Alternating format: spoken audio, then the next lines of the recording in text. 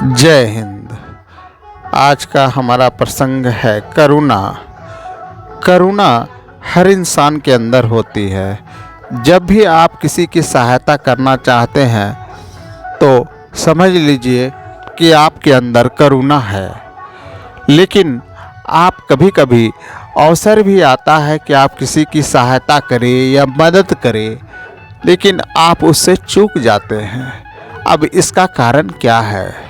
इसका कारण है आपके अंदर एक लज्जा होती है और आपको यह लगता है कि मैं कैसे जाऊं, कैसे करूं। अरे भाई, किसी के साथ अगर आप दर्द बांटते हैं तो उस पर लज्जा नहीं करनी चाहिए, संकोच नहीं करनी चाहिए।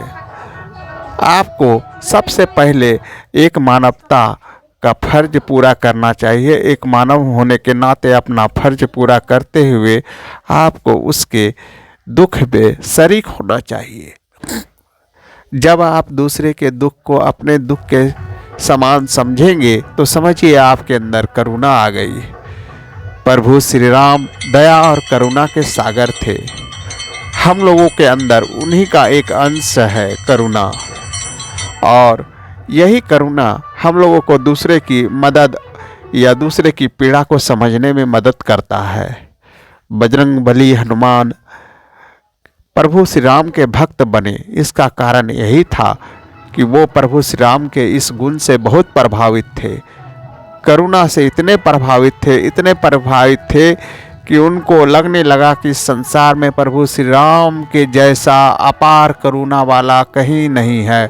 करुणा में अपार शांति है, अपार एक तरह से कहा जाए तो दया का सागर भरा हुआ है।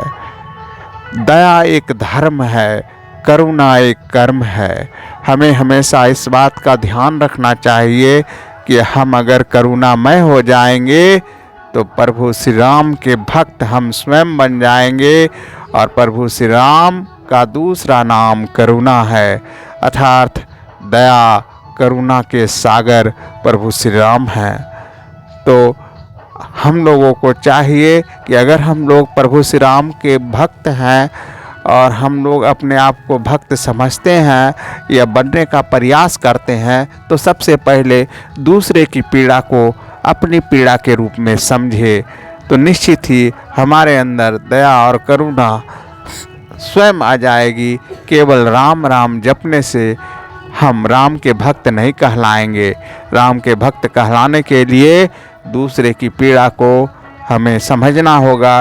प्रभु श्री राम ने राजा दशरथ की पीड़ा को समझा और खुद 14 वर्ष के लिए वन में चले गए।